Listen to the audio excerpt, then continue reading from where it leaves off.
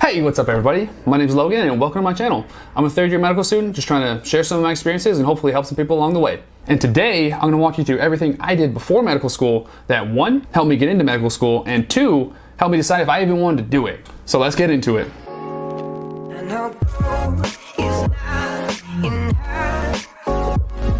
Before we start, if you like this kind of content, be sure to like the video because it will...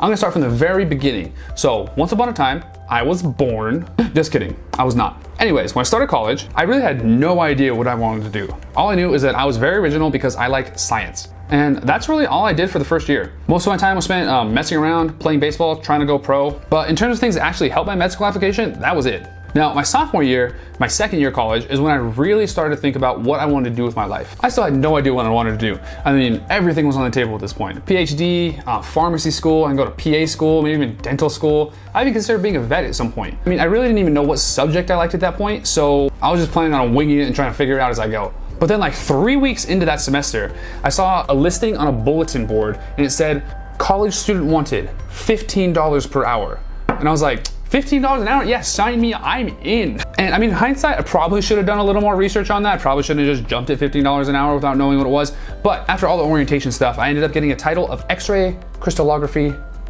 assistant. And I had an orientation like you do at every job. And then I finally got introduced to the X-ray team. And these people were really cool, but honestly, they were probably some of the most intimidating people I've ever met in my life. Like stone-faced, look into your soul, brick wall kind of people. So I was a little bit scared, but they gave me an orientation, which was very nice. And they set me up with a grad student who helped sign me up for a project and get me started, because literally at that point I had like 2 chemistry classes, like Gen Chem 1 and Gen Chem 2 down. So I pretty much didn't really know anything. Anyways, this guy was just as hardcore as the rest of them, but he was really cool, set me up with a project, got me started. So it was like a 3-lab project or something. Like lab 1 was gonna make some crystals, lab 2 was gonna analyze them, which was me, I was lab 2. And then lab 3, I think, was gonna be like some data analysis stuff, but I mean, I was lab 2. And I mean, it sounds pretty exciting. Like these people made the crystals and then I was gonna be the X-ray laser guy. So I was gonna put the crystals in a machine and then shoot lasers at these crystals and then try to figure out what their chemical makeup was. And that sounded really cool. And I was really excited. I thought it was gonna be some Superman shooting lasers at stuff, but I really just put the crystal in the machine and then turned on a button and then watched. Which, I mean, it was cool, and I got to see like what the structure was, but I mean, there was so much more complicated stuff that I didn't really understand at the time because I was like 19 and barely knew what an atom was. So there was probably stuff that was way over my head that I just was not understanding. But anyways, I got to monitor that stuff and then look at the reflector and try to figure out what exactly that structure was. And we did that for like the whole semester. And then at the end, we made a poster, I presented it, and that was essentially the end of my chemistry career. And I still didn't know what I wanted to do, but I knew for sure I did not want to do that. So I crossed one thing off my list. Everything else was still there. There was like 50 jobs, 50 different opportunities I still didn't know anything about. So I was still pretty lost. But what did I do about that? Nothing, absolutely nothing. I just signed up for the rest of my classes for the next semester and just took them and hoped it would work out. And you know, it kind of did. I mean, probably pretty lucky, but my anatomy lab teacher for that year was actually a local vet. And he was a full-time vet and literally just did the anatomy lab stuff and taught like 8 credit hours or something just for fun. And like almost every week he brought in different animals for us to dissect. Like, that's so cool. Where else can you get that experience? Like any other anatomy and physiology lab, you go in, you get your little pig, and then like that's pretty much it. But this guy was bringing in like half-size cows and like full calves for us to dissect. Like, I don't think I could have got that experience anywhere else. And it was so cool. So I went up to him after one of the days and I was like, this is cool. He's like, yeah. And I don't even remember how I set this whole thing up or how it happened, but like a month later, literally within like 4 weeks, I was working for this dude at his vet office. So I was there like 15 hours a week, just being extra hands, being kind of helpful, maneuvering some animals around. And I got to watch these surgeries while he was doing them. And I got to learn more about the veterinary life. I got to go on home visits. So he would load everyone up in his truck. He'd have himself, his assistant, and then me just sitting all nice in the back ready to go see some animals. And then we'd go and then we'd help people with their homes. It was so cool. It was a really good experience. But at the end of that semester, I crossed it off. Absolutely cross it off. I mean, the most respect to anyone that's gonna be a veterinarian, because that is hard. But I just couldn't see myself spending the rest of my life trying to help things that want to attack me. Like, I still have scars from those evil cats. And after a year and a half of college, I still had no idea what I wanted to do. I knew I didn't want anything to do with crystals, and I knew I didn't want to be a vet. But outside of that, I was still lost. But outside of that, I knew I was gonna get a chemistry degree, and I had no idea what I was gonna do with it. So what was next? Well, I just started Googling stuff. Like, what can you do with a chemistry degree? What can you do with a chemistry degree that does not involve grad school? What can you do with a chemistry degree that is legal? And when I was Googling those, I found these summer internships, which I mean, at the time seemed like kind of cool. I didn't really know a lot about them. But when you start looking into them, you find out that they will literally fly you out to their city, pay for your housing, give you like food stipends, transportation money, and some of these programs will give you like $5,000 for the whole summer. $5,000 on top of all the other expenses they're paying for, like the flights and the housing. Like, what kind of deal is that? That's so much more money than I would make at a part-time job at home. And on top of that, they'll even pay for you to go to a conference. Like, they flew me out to Tampa, paid for my registration fee, paid for me to even print the poster. Like, that is an incredible deal. And all you have to do is just like submit some letters of recs and give them your transcripts and show a little bit of enthusiasm for science. Like, yeah, sign me up. I was like, I have to get one of these internships. This is just too much to pass up. But originally I was looking at, like, I was searching for them individually on their sites, and it was a little discouraging because they're kind of hard to find if you're just looking at like individual websites. But one day I was just scrolling through the internet and I found this website that literally had all of them. I just Googled research experience for undergraduates, and the first thing that pops up is an NSF link to their website that has lists of thousands of these research experiences. So I click the link and I see this, and I'm like, what? How are there this many research experiences? That's great. What is this? And then I click the biology one because, I mean, that one seems like the coolest one for me at the time. And you click it, and there are over 100 of these things you can apply for just in biology. And they're all across the country, all in different focuses, all in a different field, and I was hooked. So I just started clicking around, doing a little exploring, like trying to figure out what all this site has to offer. And I mean, look at this one, look at this. Look, if you click on this one, it's the American Museum of Natural History in New York City.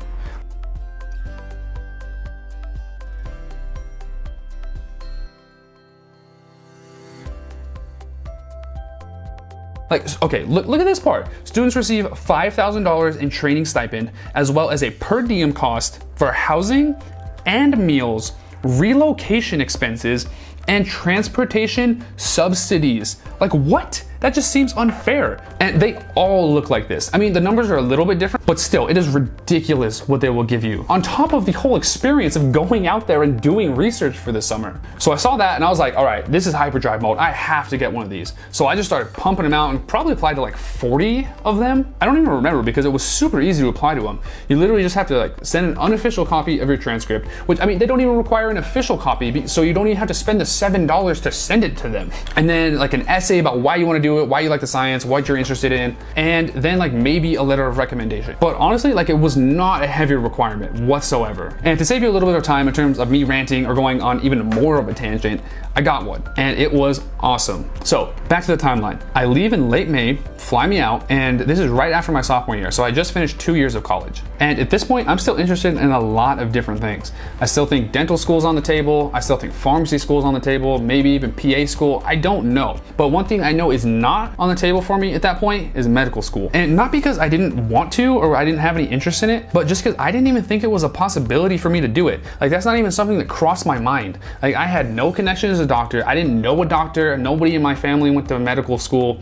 I didn't even know a family friend that was a doctor. So it didn't even cross my mind to apply to medical school. And like, I mean, I thought that was such an abstract concept. Like, I knew it existed, but like, that was not something that I thought I could ever do. Because I thought it was just for like the hyper smart people, or people that are generational doctors, or people that, I don't know what I thought, but I just knew that I didn't think it was for me. Anyways, so they fly me out, I get there, they check me into my room, which, okay, another tangent, I have to tell you this. It was like 10-minute walk, like a 10-minute walk away from Fenway. Literally, like, how do you even get that kind of real estate? Like, what? The next day, I check into my orientation like you always do for whatever new thing you're gonna start, and I meet the group of undergraduate people that are also part of that program. And they were all so cool, like they're all very cool people. And then we met another group of students, which were the medical students that were also participating in that program. And they were surprisingly normal. I don't know what I was expecting, but I thought they were gonna be some like super gunner people that like you think of the traditional medical student or whatever, but they were super cool. And then the coordinators got us all set up, gave us our orientation, introduced us to our PIs, our mentors, or our PhD students that were gonna be mentoring us.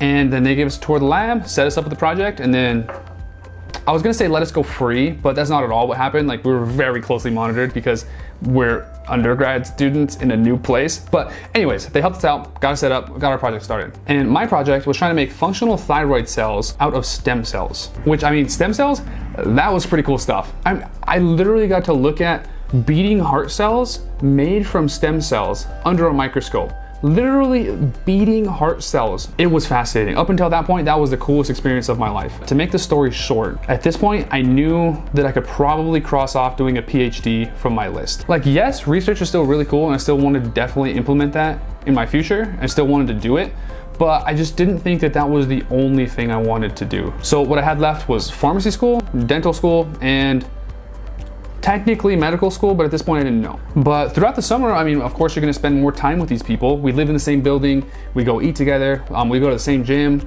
play some basketball together, get dunked on, and then just generally hang out. And I mean, like I said before, they were all super cool. Like I don't know how they managed to pick such a cool, chill group of people. Maybe we got really lucky, or maybe those personal statements actually did play a pretty big role. But anyways, there were 3 people specifically that really helped me decide what I wanted to do and convinced me that I can go to medical school. Well, 3 in the program and then 4 when you count my wife. And the first 2 were already medical students at the time. Like they had just finished their first year of medical school and they were doing some research between their first and second year. And just talking to them about medical school and just having them share their experiences was, I don't want to say inspiring because it's so cliche, but they were such normal, cool, down-to-earth people that it was so fun to actually talk to them. And I don't know what I expected them to be like, but whenever I thought about a medical student or someone in medical school, I just thought of a robot. Like I study, I work, I sleep, I eat, and sometimes even skip a lot of those. But now looking back, knowing what I know now, that could not be any further from the truth. I mean, don't get me wrong, there are some people in medical school like that and they're kind of crazy, but the vast majority of people in medical school are totally normal. And I really think they helped me realize that. Like one story specifically, we were just walking, we just left one day, we're gonna go get some food and then just another normal day. And medical school came up and they started talking about it. And the one thing that they said that I thought was really cool was that it's not about how smart you are. It has nothing to do with your intelligence or however smart you think you are. You really just have to be willing to put in the time and put in the effort into the right things to get you into medical school. Like shadowing, having a good GPA, doing the MCAT, whatever, and getting research. And he said, like, since you had to have a decent GPA to get in here and you're already doing this really cool research, if you want to go to medical school, just do it. Like just study for the MCAT and apply. And he said it's so chill. It wasn't even like a motivational thing. He was like, yeah, just do it. Just do it. And I was like, okay, sure, yeah, just apply to medical, just go to medical school. Like that's how it works. But I mean, I think it kind of stuck with me because anytime a little hiccup would come up in my application, I would just think, you know, just do it. Like just power through it and get it done. And I mean, I don't know if there's a correlation there, but I like to think there is. And the second med student that really had an impact was because I talked to them a lot about not really feeling like I could go to medical school. Like that I didn't have enough or like I wasn't good enough or whatever like that imposter syndrome conversation is. And they were just like, dude, like relax, like chill, it's okay. Everyone feels like that. Like I felt like that, my friends feel like that, a lot of the doctors I talked to have felt like that. We even have seminars in medical school about feeling like that because it's so common. You're absolutely not alone, and if you want to go to medical school, like just do it. Like seriously, you can do it if you want to do it. Like what, really? Med students are people too? And I was kind of blown away. And I was like, you know what, maybe I can do this. And I just kind of stayed in the back of my head, just kind of stored that little bit of info. And then I just finished up the summer research, did an oral presentation at the end, and then came back home. And when I got home, I talked to my girlfriend about it. Well, wife now, but anyways. So I was like, well, maybe med school's an option. I don't know, these people were pretty motivating. Like they said I could do it. And then she was just so chill about it too. She was like, yeah, like if you want to do it, just do it. Like what's gonna stop you? Like just do it. If you want to do it, just do it. And I was like, how do all these people tell me the exact same thing? How? Did you talk to each other? Did you like plan this out? She was like, relax, like all good. If you want to do it, just do it. Like if anyone can do it, it's you. And I was like, me? You think so? So that was it. That was decided. After that day of talking to her, I decided I was gonna try out this whole medical school thing and put every ounce of effort I had into it. So I think like the next week I booked an MCAT for like 8 months out or something. Like I was gonna take it right at the end of my junior year, which I mean, I don't know if that was the smartest idea, but I was just like so into it at that point, like I just booked it. I was like, I'm doing it. Now I have a date, now I have to study for it. And just a side note, because I think it's funny, but when that happened, when I booked that MCAT, I was like, you know what, I'm gonna take a practice test to just see where I'm at. So I did. So I sat down, I took the whole, however long a practice test it was, and I did like horrific. I got like 3rd percentile or something, and I was like, you know what, this is a good thing. This is a good sign. Now I know what to study. Now I know I'm not ready. And now this will motivate me and it'll push me to study more. Which, I mean, it did. I got through the entire 7-book or 8-book, whatever Kaplan series, did all the practice questions, and then did some extra practice questions, and then all in one semester, like a whole 4-month period.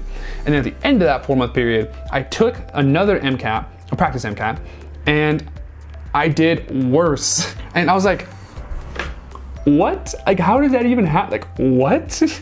Like, how did that even happen? Like, I studied for 4 months. And I mean, that's a whole other story, but that's where I realized that it's not the amount of studying you have to do, it's like the actual quality. And I mean, it was super devastating at the time, and I was really worried, but I mean, looking back, it's hilarious. Like, I was not studying well whatsoever. I was literally just like reading the pages and then like hoping they would stick. But anyways, that's another story. That was funny. Anyway, back to the video. So then I started cold calling some doctors just to get a little more shadowing experience. Like, I had already done some shadowing stuff just over winter breaks, mainly because I was bored and didn't really know what else to do. So I had a decent amount of shadowing experience. So I did a little bit more just to get like a little more diversity, get a little bit of family care stuff in, just so I could see different things. But a lot of it was just to keep me busy during winter breaks. Then that whole year, while studying for the MCAT, well, trying to study for it, I got a job as a supplemental instruction leader for physics. One, because it was physics gonna be on the MCAT, then I could stay sharp on my physics and do really well on the physics section of the MCAT. Two, I really like physics, like all the optic stuff and the light and how lenses bend the light and however all that stuff works is really cool. Three, the physics professor was super cool. And four, it paid $15 an hour. And at the time, I didn't know that was gonna be a really big part of my application, but it was, because in every interview I did, I talked about that. I talked about the educational experience, how everyone's different, and it was a really big part of my application. And then at the end of that year, I took the MCAT and then I absolutely crushed it. Just kidding. I mean, I did fine, but like I'm not one of those 526s you see on YouTube. And then the final thing I had to do before applying, well, I mean, it was technically after I applied, but I put it on my application so I can count it. It was done exactly 1 year after I did my first internship with the stem cells. And I knew I really wanted to do another one of those internships because of, you know, but because I had applied, I wanted to be a little bit more strategic this time. So I only applied to a few of them, and I only applied to places that I was possibly going to apply to medical school. And I got 2 acceptances. One was 1,500 miles away from my hometown. It paid like $3,600 for the summer, didn't cover housing, didn't cover travel, and it was gonna be 12 weeks long, which most of them are like 8 to 10. And the other one was in my hometown. It was at my top choice of medical school. I would get to stay home, hang out with my girlfriend all summer, stay at my house, and the project I was gonna work on was gonna be with one of my med school letter writers. So obviously I picked the first one. Just kidding, that would've been stupid. I picked the one in my hometown. And then one other thing that I did essentially through this whole time that I was in undergrad was chemistry club. And it was probably like my favorite all-time undergraduate activity. It was just a bunch of cool people, like science, that got together, did fun stuff. Like we did a presentation for kids for like with science stuff. We like lit our hands on fire with a hydrophobic substance. You couldn't get burned, whatever. It was really cool. And we did a lot of stuff like that. And then my absolute favorite thing that we did for all of chemistry club, which I mean was my favorite thing of all of undergrad, was make a homecoming parade float. And we were so set on winning that we had like 3 different brainstorm sessions, like 6 different drafts. We had 2 or 3 different voting sessions from the faculty and from the students. And the idea we finally came up with was goats in coats on floats. Like, how is that not the best idea ever? It rhymes, it's a pun, it's realistic. There's cute animals. Like, look at this. Look at these pictures. Look at all these goats. We even had chemistry professor names on their lab coats because it was cute. And they had goggles, and we even had these little science experiment things going around for the kids with some dry ice and water. Like, how, that is the best thing ever. And did we win? No, we took 3rd. But I'm not salty. I'm not salty though, like at all. Like 0 salt. Okay, well, that was a little bit of a tangent, but then I submitted my application and it promptly got rejected. But I didn't really want to be rejected, so I just didn't accept it, and then they let me in. And if you want to hear about that story, go ahead and click up here. I made a video about that whole situation. Should they have let me into medical school? I don't know, that's kind of debatable. I'm glad they did, but let me know what you think in the comments. Now, statistically speaking, if you are watching this video right now, and you are part of the 30% of people that make it to the end of the video. So, thank you. I assume that means you don't fully hate me, so I'd appreciate it if you would like the video because Wait, what does my script say? Cool, thanks. See you next time.